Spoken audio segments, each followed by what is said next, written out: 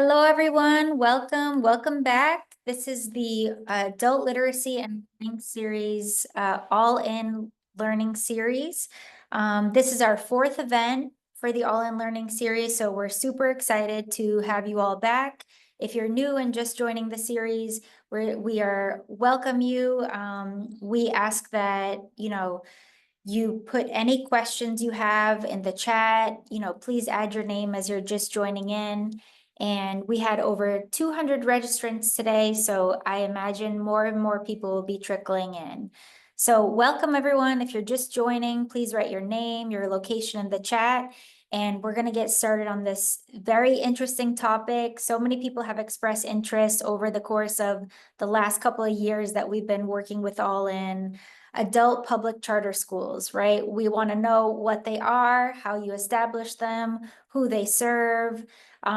This topic has been quite interesting to me personally since I moved to DC about 6 years ago. I said, wow, I have to learn about that model.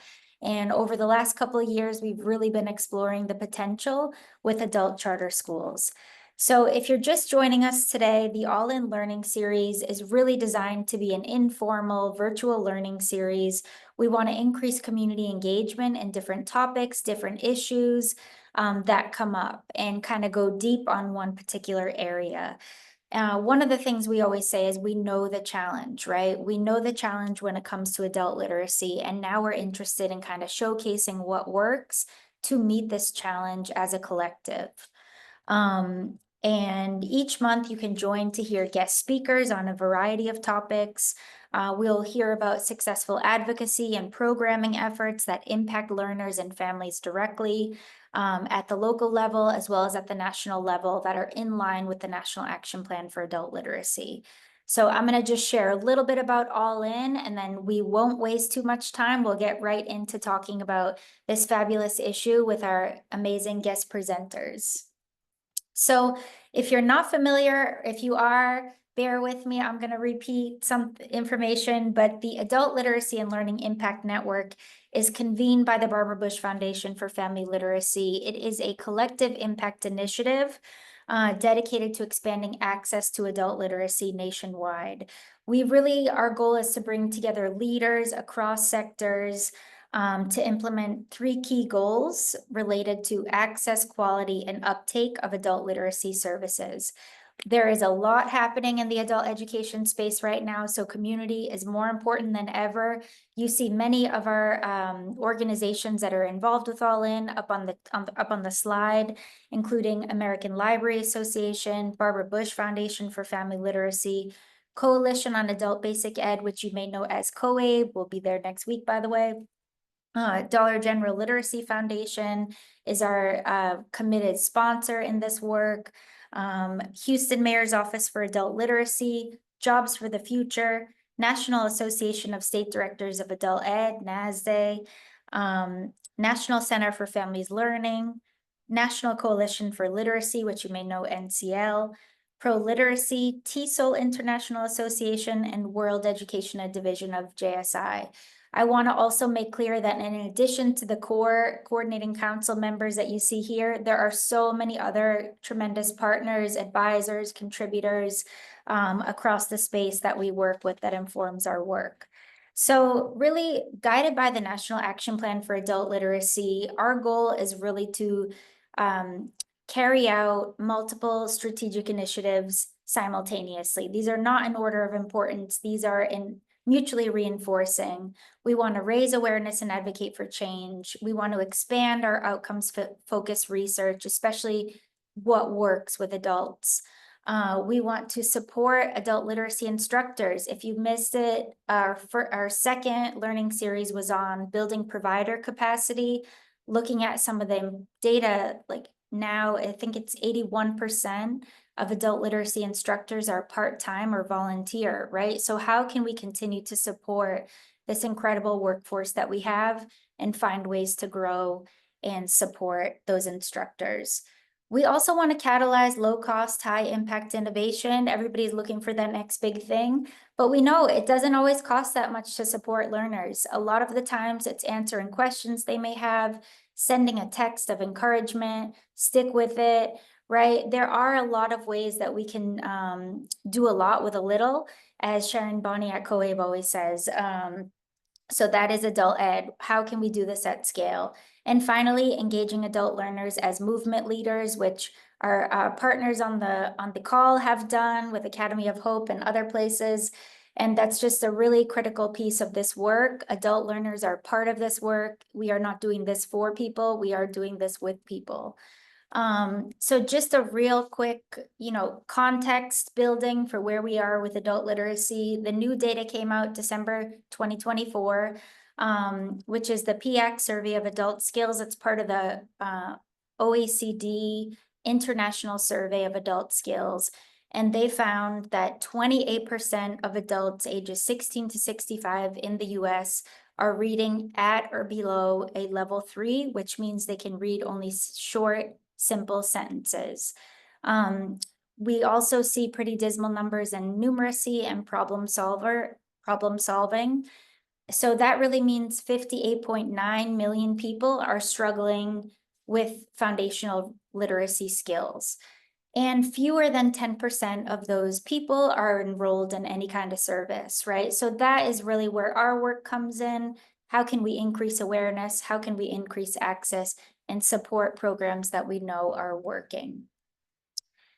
This is the I'm almost done here, and we'll get to the topic. So investing in adult literacy, I can't emphasize this enough, it's much more than reading, right? We recognize the interconnectedness of literacy skills with health, right? People that have low literacy are more likely to be in the emergency room or not get access to primary care doctors, right? This is about having a skilled workforce. This is about having strong national security. I will keep my comment to myself about national security, which I almost said, but we'll keep it nice to focus on literacy today. So we can think about civic engagement, right? How literacy skills are connected to increased voter participation, increased turnout. It is complicated to read those ballots, right? You need literacy skills, you need critical thinking skills. Children's learning. This is a huge area for the Barbara Bush Foundation for Family Literacy and so many of us on this call, which is we are thinking about a multi-generational approach. When you support adults, many of whom are parents, you're also supporting children's literacy and learning outcomes. That is research-based. It's not an assumption. And finally, community safety, reducing crime, reducing recidivism, up to 43% less likely to recidivate if adults who are incarcerated, if they get literacy services while incarcerated. It's a very interesting topic to us. My own father got most of his GED in college while incarcerated. I love this topic, so that will definitely be another topic to discuss down the line. Today, we are focused on adult public charter schools. So drop in the chat if you've heard about this, show an emoji, show some interest. We're going to hear from two phenomenal presenters on strengthening communities through adult public charter schools. I don't know if I mentioned this, but well, I kind of said that. My name is Sarah Casisio. I think I forgot to say my name, and I am the director of the Adult Literacy and Learning Impact Network, and I will pass it over to our fabulous guest presenters. Before, just one more housekeeping, please write your name, organization in the chat. You can ask questions throughout. We'll do our best to answer. We may pause the conversation to talk about something in real time. And you can also add to the Q&A if it's for later. All right, so let me pass it right over to Lecester.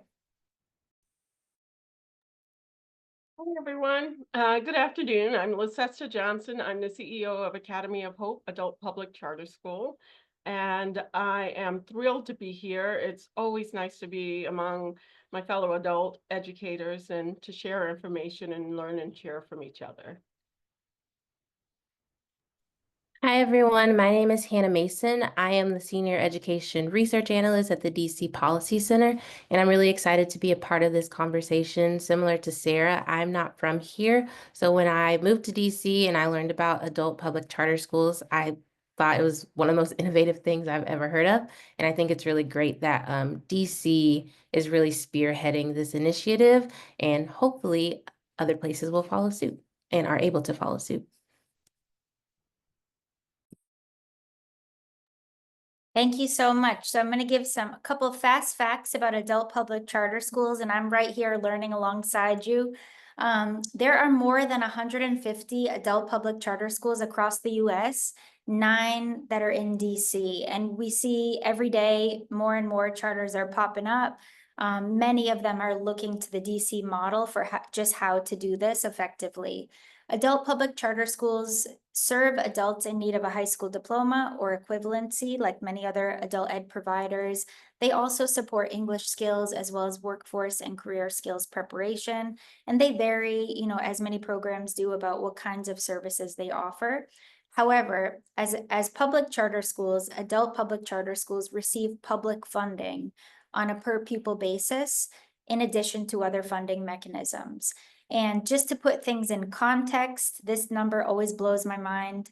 In school year 23-24, DC public charter schools received about $11,000 per pupil for each adult learner, which is compared to $837.12 for each learner on a national level for the federally funded dollars, right? So spending is higher, investment is greater, and the outcomes are there to show it. And we'll talk through a little bit about that today. And I will pass it over to Hannah to give us a little bit more context about the adult public charter model here in DC. I'm going to shut my camera off and monitor the chat. Perfect. Thank you so much, Sarah. So as I said before, my name's Hannah Mason. I work at the DC Policy Center. Just a little bit of background for those of you on the call who don't know. The DC Policy Center, we are a small but mighty nonprofit, nonpartisan think tank that focuses on advancing policies for a strong, vibrant, and competitive DC. We do work on education, housing, economic development, workforce, and some work on criminal justice. And of course, I am on the education side. And I'm very grateful to be in this space with you all today. What we're going to focus on today for my part of the presentation is the findings of our report on adult public charter schools that we released in 2023. There's a QR code right there if you would like to scan it to go to the full length report, and I believe we'll send the link out later to participants. I also do want to provide the caveat, some of this data is a little bit older, given that it was combined with different data requests that we had submitted, as well as some publicly available data. However, some of the numbers are the most recent that are out. I also want to state that in DC specifically, similar to the United States, many jobs require some sort of post-secondary education, which makes career and having education support very important, right? And DC does stand out with having schools that are publicly funded. So adult learners can either earn a high school degree and or gain other skills. And we could go to the next slide. Thank you.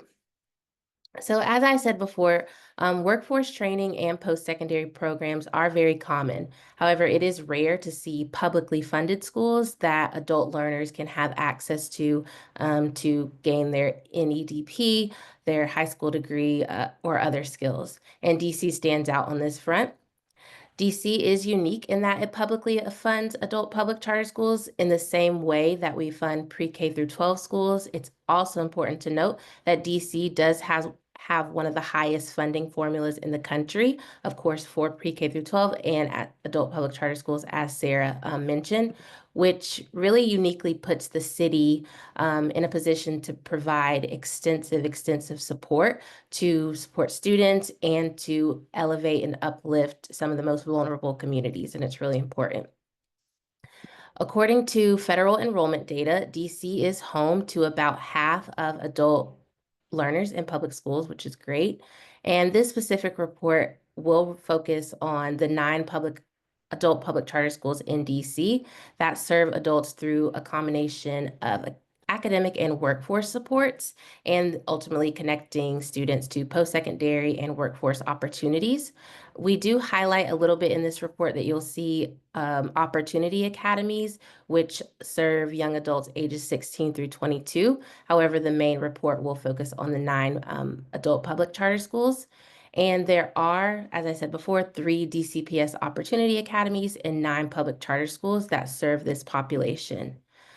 Additionally, adult public charter schools, while they are outside of the traditional high school or alternative high school space, they do complement each other with other offerings as far as education and training programs. Next slide. So in DC, adult public charter schools serve a very diverse set of learners who need different supports that are not necessarily offered elsewhere. This is where adult public charter schools come in. So in school year 22-23, that's where this data is based on for this report. The 9 adult public charter schools in DC served 5,144 learners in DC, which represented 5% of all public school students in DC, which is great. That's equivalent to the enrollment of an additional grade in a high school in DC. I also want to note, oh, sorry, could you go back? Thank you. I also want to note that in this current school year, the enrollment data actually just came out yesterday. The enrollment for adult public charter schools has increased in serving 5,858 learners, which represents now 6% of all public school students in DC, which is great. This number has continued to increase year over year, so we're really excited that more adults and learners are having access to these types of supports. And going back to the report, as far as demographics, 78% of learners in these schools are above the age of 25. 70% speak a language other than English at home. And then 54% are parents of school-age children, which is, as Sarah talked about earlier, it's really important that these adults are having access to these types of supports because then they're able to better support their school-age children. And as far as racial and ethnic demographics, most students in adult public charter schools identify as Latino, with the second most demographic being Black students. Additionally, based on some of the survey data that we did in 2020 for this report, we were really excited that with the learners who are able to access these types of supports, it means that they have more access to childcare accessibility, to housing accessibility, food accessibility, and just other types of social services that they otherwise might not be privy to if they were not enrolled in these types of schools. Next slide. Thank you. So unfortunately, there is a mismatch between some educational attainment and job requirements, especially for those that pay well. DC, if you know, is a very expensive place to live. And most of the jobs in DC do require at least a high school diploma or some form of post-secondary education. In fact, earning a high school diploma in DC is associated with more access to jobs and higher incomes of at least $5,000 for DC residents compared to those who don't have a high school diploma. Incomes increase even more by an estimated $46,000 when adults are able to obtain some sort of post-secondary education. Additionally, as you all know, having a high school diploma or an equivalent does make it possible and easier for adults to pursue an associate's, a bachelor's, or even beyond that. So these schools, ultimately, they really work to elevate economic mobility. Most schools also offer some sort of personalized career and post-secondary counseling, which again expands access to learning for students. Schools also connect learners to different public benefit resources, such as, like I said before, food, housing, childcare, and transportation. So these schools are very, very important entities to support some of the most vulnerable communities in DC. Next slide. So how are adult public charter schools filling this career and education gap? How are they bridging this gap? 8 schools specifically offer academic programs that include supports to earn high school equivalent certificate or a GED. Specifically in school year 21-22, 71% of those who took a secondary credential test passed, which is really incredible. 8 schools also offer literacy and number instruction that is aligned with getting a credential, and at least 61% of those learners advanced in those skills. So we're really seeing that these adults are able to advance in the courses that they're taking. And then lastly, English instruction, English language instruction is offered at 6 schools, and 64% of learners improved their English language competency in the last school year. So that, again, is in school year 21-22. Next slide. All 9 of the adult public charter schools in DC offer some sort of workforce support, again, elevating economic mobility, and that includes credential granting programs in different high demand fields. They offer the ability to earn career assets such as work-based learning or career exposure, and then just overall connections to employers. Some of the programs in the high demand fields that we're seeing in these schools include healthcare, IT, education, childcare, and culinary. 3 of the schools specifically offer credential granting programs in, again, healthcare. 4 offer courses in construction, which is a very in-demand career, especially in DC. And several schools offer programs related to the information technology career. There's also a wide array of other programs and in-demand fields that we see offered at these schools, which you'll again read about in the report.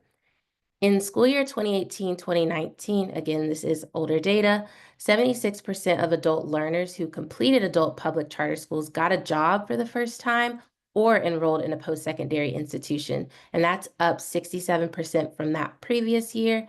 And 91% of learners ultimately ended up retaining employment or entering post-secondary. So again, these schools are clearly showing amazing results, which is why we should be continuing to invest in them and then ultimately hopefully expand them. Next slide, and this is my last slide. So adult public charter schools, from what we're seeing, they provide a variety of supports that ultimately mitigate barriers that adult learners face, especially those related to economic pressures and stress, which I'm sure we're all to some extent feeling, especially given what's going on at the federal level currently. What we heard, especially when talking to adult learners when we conducted these surveys, is just the reason why they wanted to be able to enroll in these schools was in order to advance their economic mobility and also able to take care of themselves as well as their families. What we're also seeing from the school leaders at these schools is they identified different challenges and just overall things that were barriers to their students, things like changing work schedules, the need to work additional hours, childcare, that's a huge thing we heard about, housing and transportation. Those were the most common barriers for adult learners. It's also important to note, I know that we are sort of in this post-pandemic era, but COVID is still, of course, a very real thing. But there were a lot of strategies that were implemented during COVID-19 that were able to help these learners. So things like technology distribution to encourage students to ultimately persist through the virtual education, as well as other non-academic supports like food distributions. So ultimately, we are very grateful to be a part of this work, and we do hope to see continued investment in adult public charter schools because clearly they have enormous impact on DC's communities, and hopefully that'll be able to influence other states and localities to implement them in their respective regions. Thank you, Hannah. What amazing information and resources. Having worked in a high school equivalency program, 71% is a very impressive pass rate. We got a couple of questions in the chat about your presentation. If you don't mind, we'll just pause for a couple minutes and then we'll talk more specifically about the Academy of Hope. One of the questions was about the high school equivalency measures in that 71% pass rate. Is that a percentage calculated on everyone who attempted or anyone who passed the full test? I believe it's everyone who attempted, but I can verify that Okay. with the older data. All right, and also we want to make sure that we had the most up-to-date report in the chat. So if you have a chance to drop it in, because I don't know if we put the right one in, and it was a little cut off on the QR code. We had another question about standards in charter schools and like high standards in DC, which maybe Leicester can touch on, I believe, in her thing, but. All right, some really, really great information, and we're gonna get to some of the more questions at the end of both presentations because they might be answered. All right, Leicester, we'll pass to you. Okay, great. Hi, good afternoon, everyone. And I missed a question about standards, but there are definitely performance standards that I'm happy to answer that. Just a little bit about Academy of Hope. We are one of 9 adult public charter schools in the district. We started as a community-based organization, so we've been around almost 40 years. We were founded in 1985, and we made the transition to an adult public charter school, which I'll tell you a little more about. But our goal is to support learners in their changing lives and helping them to transform their communities by providing high quality adult education that leads to career training and creates direct pathways to economic mobility. So that's all of what Hannah mentioned is exactly what we're trying to do, and part of the reason that we made that transition to an adult charter school. I did want to mention also that in the district, there are a mix of adult education is delivered through a number of programs, a network of community-based organizations and the 9 charter schools. The 9 charter schools don't always, their data does not always feed into the NRS because they're not receiving Title II funding through WIOA. It's local dollars that support them. So who are we and who do we serve? Academy of Hope annually serves a little over 1,000 learners across 2 campuses. So we have sites in our Ward 5 and Ward 8 wards. Our academic levels, so just to give you some sense of how folks are entering, most folks are entering our programs at a 6th grade or below in reading or math. So these are really the beginning, some folks who are at the beginning literacy and who are not at that secondary level. And speaking to my adult ed colleagues, 74% of our learners do not have a high school diploma. So when you add all the data together, when you look at it as a whole, there are some really large schools serving learners with English as their second language. It sort of skews the data, but Academy of Hope in particular serves a huge portion of adults who do not have a high school diploma. And even those folks coming in with a high school diploma are coming in with academic levels around the 6th or 7th grade level. We don't see a huge change in that. So we're doing a lot of work to support those learners in our program. 24% are at the ABE 1 or 2 level, so beginning literacy levels, as most of you know. And then we also largely serve African American students. So 96% of our learners are African American and native Washingtonian. So it's a slightly different group of learners than when you do it all as a whole. All right, next slide. So here are our core programs. At Academy of Hope, we offer a range of services. Education pathways, we offer 2 pathways, one through the GED, which most folks know, and then also the National External Diploma Program, which is a competency-based program offering 70, where learners have to demonstrate mastery of 70 different competencies. We also offer career training, 2 pathways, one in healthcare and the other in information technology. And then we have relationships with local community colleges or colleges, and we have a college transition pathway. Learners are able to, while they're with us, earn up to 18 college credits, either through, we have direct articulation agreements with local universities, or they can do dual enrollment. And then, of course, to help learners persist through our program, we offer those wraparound support services, as Hannah mentioned. We have a team of about 6 case managers or student support specialists who work with learners to ensure that they are getting support for housing. Many of our learners are facing food insecurity. We offer some resources on site, but our student support team works with them to ensure that they have the resources they need to persist in their education. Okay. So why did we go charter? There are a number of reasons that we did that. In particular, we did a strategic plan, and our board decided, after looking at all of the options, it really was a confluence of things that were happening. So we're in the middle of a new strategic plan. We had heard from our learners that they wanted more in terms of workforce training and career offerings.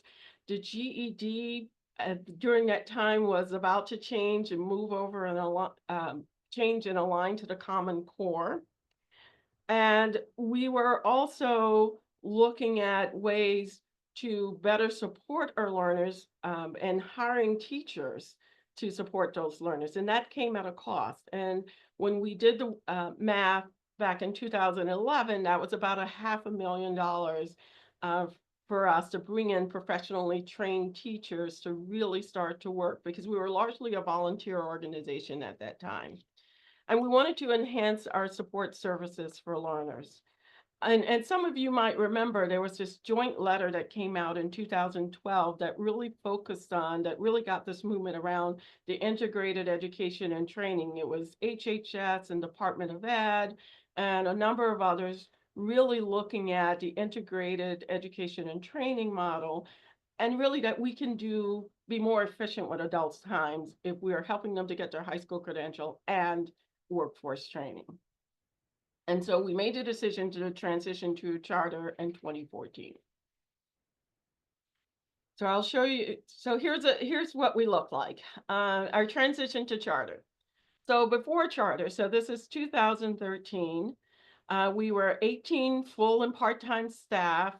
Actually, we had a much larger volunteer corps, but our volunteers were delivering our core services at the time, core instructional services. And we had no student support teams. Basically, the teachers or volunteers were working with those learners to help support them and get them connected to resources. Our highest budget was 1.2 million, and we had an enrollment of about 250,000. And we had a really small place. We started in a church, like most adult ed programs do if they're not connected to community colleges. Fast forward 2025, we are 102 full and part-time and adjunct staff. We continue to have an active volunteer corps who are doing some support services, expanded services around academic support, student support, and we were able to launch our career academies. And our current budget now, revenue is 19 million. And our enrollment is at 1,200,000, not 1,200,000, 1,200 learners, and that number is growing. Since the pandemic, we've seen our numbers double, more than double, for enrollment. And our facilities are about 100,000. So we were able to purchase a facility to help us meet the need and demands of those services. So next slide. So what does that mean? Resources matter. They really do. Even when we look at how DC performs, and you don't see the adult charter numbers in the NRS in table 4A, where you're looking at EFL gains or even measurable skill gains, you won't see the impact of the adult charters in that space. And that's a loss of data that I think we need to figure out how to capture. But what we've been able to do, we were able to hire professional teachers. We have an 82% pass rate on the GED exam, and that number has gone as high as 90%. And that equates to, when you're looking at, these are all folks who attempt and pass the exam. Our retention rate, we know stop-outs are a big thing in adult ed, but we have a 73% retention rate, so learners persist and stay with us.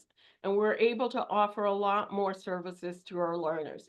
So in addition to that, we're also looking at we're partnering with College Board to bring the college level exam so that they can earn additional credits. Our goal is to help our learners eliminate that first year of college. And then finally, why? I truly believe, as Sarah mentioned, that adult charters are a pathway. Given the current climate with the elimination of the Department of Education, potentially we don't know where the funding will go for adult education. If it comes back to states, I think this is a good pathway to make sure that adult learners and those folks who need these services are able to get them. And I think they present a scalable and effective model. Now we can talk about the funding and what the funding looks like from state to state, and that's very different. And I think there's a point of advocacy for that. While the District of Columbia has been a pioneer in adult charters, there are a number of other states who are starting to do this. Maryland, who's our neighbor, they have approved adult high schools. So you might hear charters and adult high schools. Maryland has adult charters. Texas recently opened at least 3 in the fall of adult charters. They approved legislation. Indiana, I don't know who was first, DC or Indiana, but Indiana is an adult school friendly. Tennessee, California, Arizona, so that it's happening across the country, but a lot of times it takes some advocacy from adult ed folks to really make it happen. And then funding for adult charters, I just wanted to highlight, is that it varies from state to state. So that's one of the things that we're looking at is, are there places, what's the funding look like for supporting? We know there's robust funding in DC, and so we are able to offer a really comprehensive model, but I think there's a place for advocacy, and there's some opportunities given the current climate.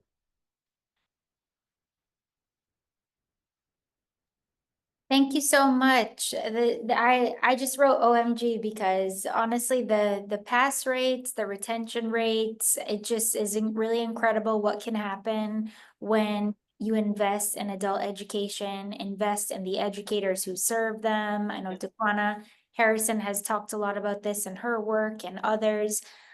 So we have a lot of questions here.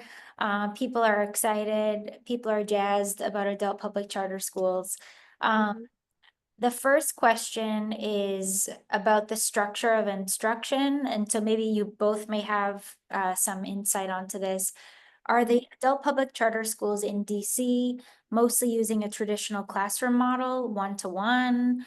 Are they using computer-based models? Or do you have any hybrid or online learning programs? So tell us a little bit about the instruction, maybe at Academy of Hope first, and then Hannah, if you want to add about other schools too. Yes, we offer a hybrid model, and most of the adult charters do offer that now, and that is a result of COVID. We were piloting some online models, some distance learning models prior to COVID, because we heard from our learners. Our program was largely show up in person, from 9 to 2, 9 to noon or 9 to 2, depending on what your needs were. And it was tough. We heard from our learners that it was really tough to show up 4 days a week in front of a teacher. And we believe that's part of the reason this new hybrid model that we have, folks are on site 2 days a week and they're online 2 days a week. And then they have some resource instruction on Fridays, that we've got a much larger or growing enrollment because we created some flexibility that really works for adult learners now. And they have a typical structure. We test, like most of you, up front to get CASAS levels, not just for placement. We are open enrollment. We cannot deny anyone access as a public charter school. And so any learner who applies, they are enrolled in our program and we place them. Our programs are really about, if you are at an ABE 2 in reading, that's your course. But if you're at an ABE 5 in math, that's what your schedule looks like. You get what you need as an adult learner. Yeah, just building off on her point, definitely, I think we're seeing, especially post-COVID, hybrid models for most things, just with the flexibility that they offer. And I also wanted to touch on this point that was asked in the chat about looking at the list of schools and how some offer family literacy and intergenerational programming. I believe that plays a huge role in parents enrolling into these types of programs. I don't have hard data, but again, I have to assume it plays a huge role because, as we know, a lot of research shows that students with parents with lower academic achievement are less likely to go to college compared to those who have parents who are more educated. Again, childcare, I feel like is a huge selling point. Childcare is incredibly expensive, especially in a high cost area like DC. So having that flexibility with having childcare provided to you is like you can't beat that, especially when you also are able to cultivate your own education skills. Um, I think that DC is really exemplified how important that these types of programs are, and hopefully others will follow suit. I mean, again, I know we're in a very tough federal world that we live in, but we've been in tough times before, and we should still be continuing to invest into these types of programs as much as we can. Great. Well, on that, a lot of people had questions about the funding stream. Leicester, you mentioned going from 1.2 million as a small CBO to 19 million. So could you share a little bit about like where that funding comes from? You know, DC federal funding, philanthropic funding. So we have a combination of all of those, but our 80%, 80 to 85% of our budget comes from the local per pupil funding. So we receive funding for every learner that enrolls in our program. So they meet a certain threshold of attendance, and then we're accountable for their academic performance. We have philanthropic dollars come in, and we've been able to leverage those in a very different way than we had traditionally. Traditionally, zero-based budgeting, that was one of the reasons, major reasons that we moved to the charter, and that we were lucky that that was an option for us. Um, Federal dollars, 1% of our budget, or maybe a little less than our budget, are about, it's 1% federal, and those are pass-through dollars. We do Title II. We are an AFE grantee, and we have, there's some SOAR grants, and I can't remember what SOAR is, but they're all pass-through dollars. Are we being impacted? I saw the question about what's happening in DC. Yes, we are. We have a $1.1 billion hole in the local budget. We are hopeful that that's going to get resolved very soon, but schools were asked to cut their budgets by 17%. Or for us in particular, it's 2.9 million out of our budget that we won't receive. So yes, I mean, part of the reason we made this move was for financial sustainability, long-term sustainability. And we're in that place, but we're in a strong financial position. And if we were a CBO right now, this would not be a good experience for us. Thank you for that question. Another question was related to the student time to complete. So you mentioned, Leicester, 82% pass rate. On average, do you have a sense of how long that takes or for students, or does it vary? It varies, but the average is about 2 years. So thinking about learners are progressing through these different levels, and the way that we've built our program, each of our course levels, learners test, and then they move to the next level. Now, some people make big leaps and they don't need to go to an ABE 3 or 4, and then we start the practice testing. So once they hit at least a 240, on the CASAs, depending on either levels, then we'll have them practice test to see where they land. And then after that, they'll get some targeted instruction, and then they'll sit for the actual exam. Wonderful. And another person asked, which is I think we talked a little bit about the demographics of who's enrolled. You said largely African-American, born in DC or living in DC. You also mentioned that the percentage of learners is mostly women. I think you said 74%. Yes. Mm-hmm. Could you share a little bit about why you think that is, or do you know? Yeah, and we do know, I think some of it is women, they have children. That most of the women who are coming are single female headed household, and so childcare issues, as Hannah mentioned, are huge in making sure that you have those. 24% of our learners disclose that they have a disability or they were receiving services when they were in school. So we do have some folks who are, who aren't able to work. But there are also a large number of folks who were never identified. We suspect that about 40% of our learners have some learning difference that were never identified. And we do a screening tool as well. And we have a significant number of people who score really high on that screening tool. But it largely is early pregnancies, single moms trying to figure out, how to make it all work. They're receiving some assistance. They're trying to get this high school credential. But we also think, for guys, they are able sometimes to get, and I'm guessing here, and Hannah, you may have more solid data on that, but that, it's easier sometimes to get sort of day labor kinds of work, or jobs for men.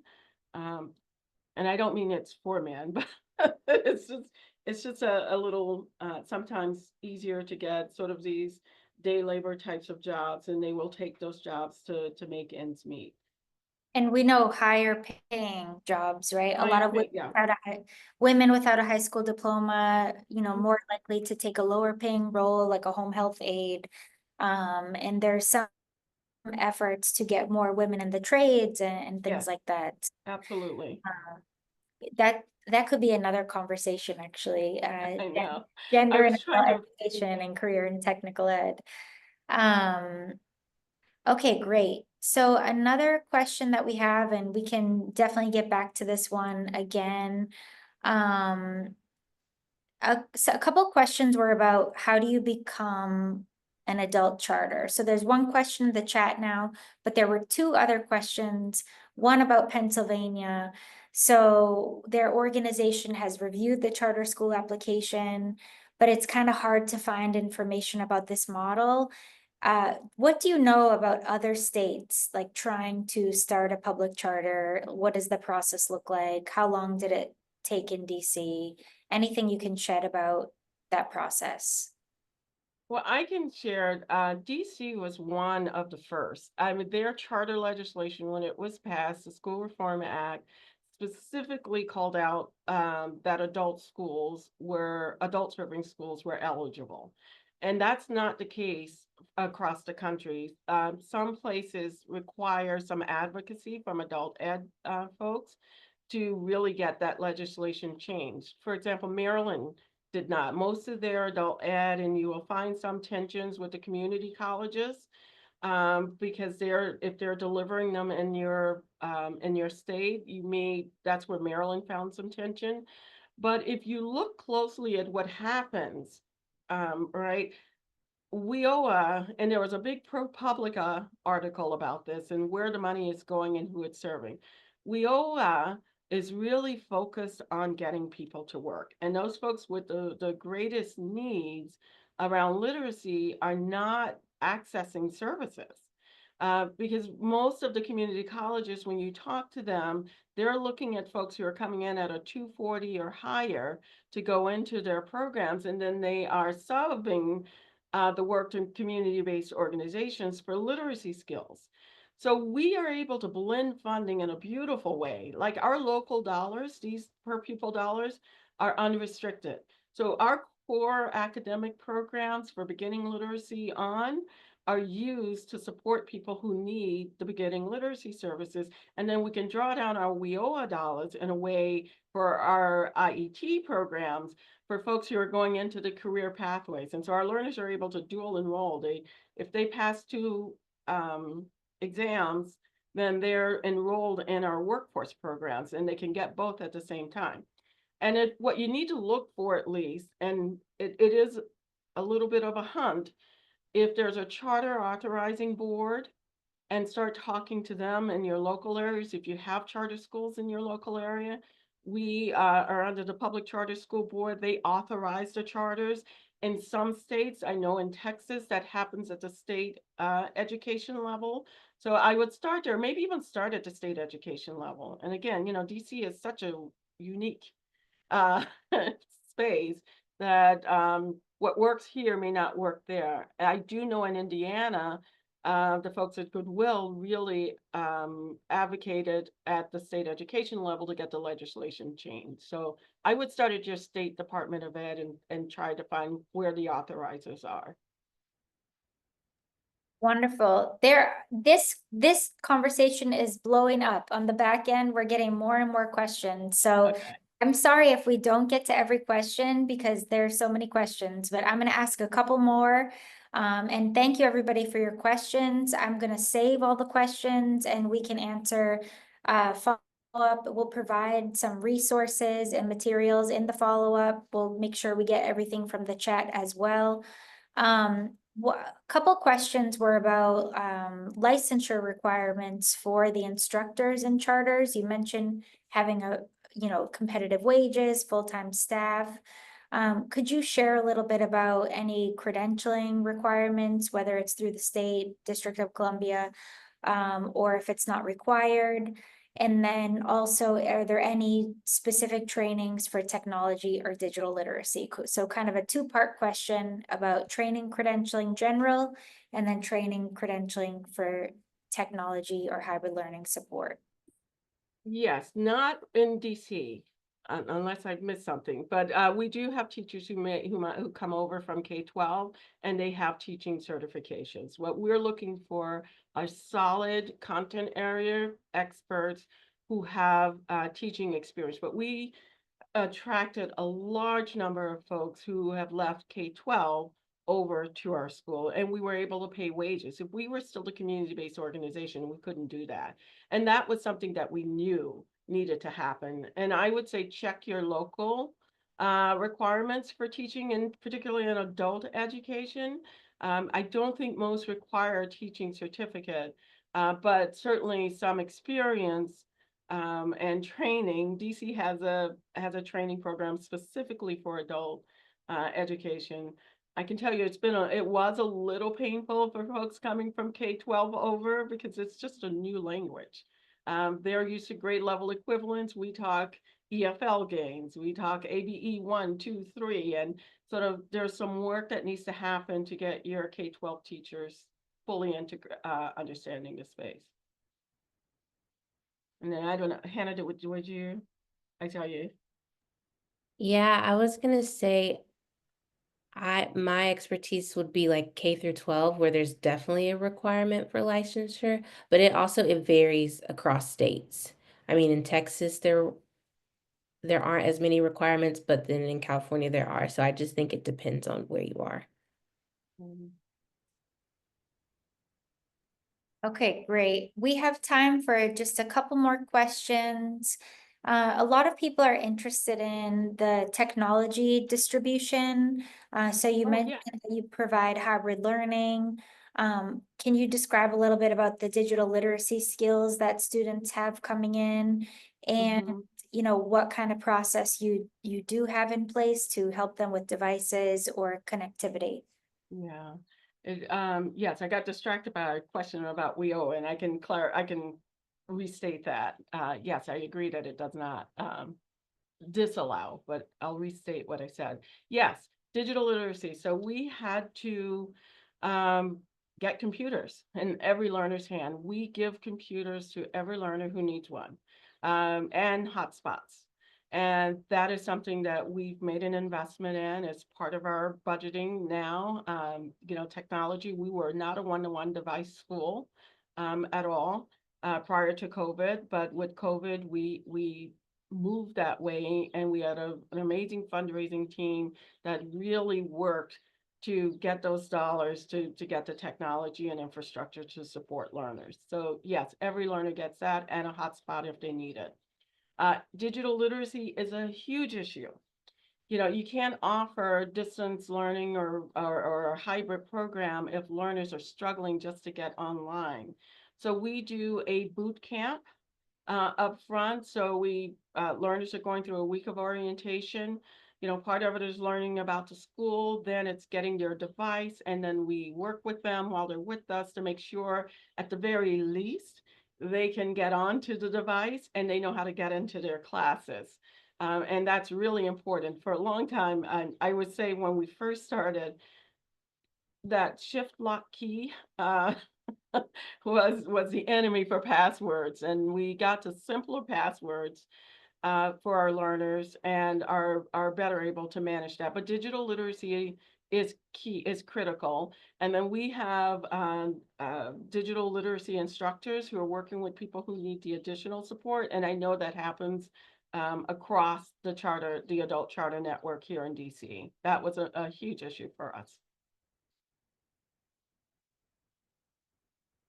Great. Yes, and there's lots popping in the chat as well. In addition to, the training teachers need, the digital skills, that week-long boot camp, I imagine that requires a lot of PD, planning, Yes. resources, right? So it sounds to me that everything is well thought out, and these are some of the areas where adult ed programs struggle, is because even to design a week-long boot Yes. camp, to use technology, that is a whole training of itself. It requires staff and skills and competencies needed.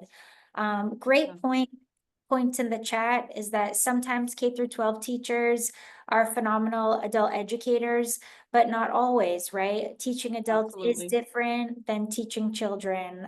In our research, we showed, I just dropped into the chat. We did a landscape report on the adult educator landscape and said the competencies are more important than the credentials. If you have the skills and competencies needed to teach adults, that is more important than a state credential, and that's what we've learned. Okay, so one last question about, and we'll close out here. Given the context we're in, advocacy is very important. Defending public education is on all of our minds. Can you share with us like any insights or key messages that have really worked in communicating the value of your programs to keep investment and grow investment? I would say connecting it to kids. You know, people listen. Sadly, a lot of times folks forget that adults were those kids who were facing homelessness, food insecurity, families involved. Just people forget that. But one of the ways that we've been able to do it is connected to children's outcomes, and there's tons of research on that. That's one of our talking points, that when adults learn, children prosper, right? We also know that, if people care about children, parents are the ones who help children move out of poverty. I mean, we can talk a lot about all of the other possibilities of doing that, but when a parent gets a living wage job and is able to contribute more to the family, that works, right? That's one lever that you can pull to help children out of poverty. But the other part is return on investment. Even though I hate talking about people in the return on investment and tax, pieces, it is really a return on investment. We just had 21 learners go into a technology apprenticeship at $60,000 a year plus benefits with Accenture. That is life-changing for someone who started without a high school diploma. And so helping adults to achieve the goals for themselves. We hear from our parents that they are in here because they want a better life for themselves and their children.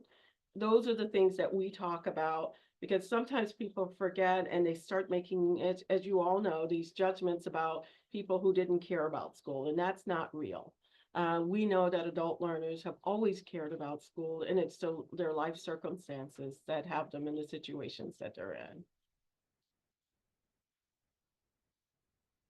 and go to your school board meetings. We were able to actually get during the GED changeover, high school GEDs were the equivalents. You would get the certificate of equivalence.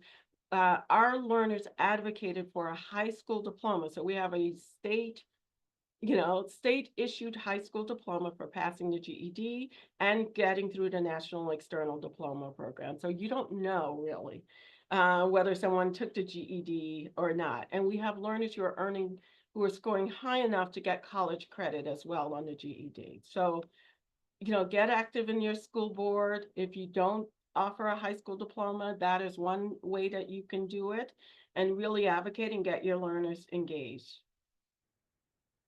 Wonderful. And I'll just add, I don't think this came up too much. Hannah mentioned at the beginning, there are 9 adult public charter schools, and one of the strengths of the Washington, D.C. community is that they meet regularly together and support each other. So as leading a collective impact initiative, I can't relay the value of this enough. It is so important that we work together.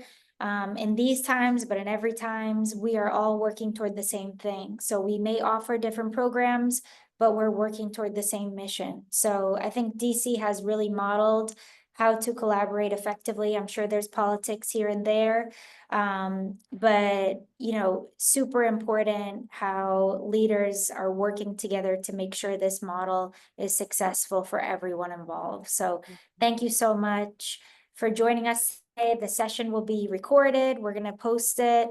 We're going to have resources as follow-up. And if it's okay with Hannah and Lecester, you can reach out with additional questions. Great conversation today, and hope it's the first of many. And tell us, are you opening a charter school or working in a charter school? Let us know what you're learning and finding as well. So I'll drop my email in the chat, and we'll keep the conversation going.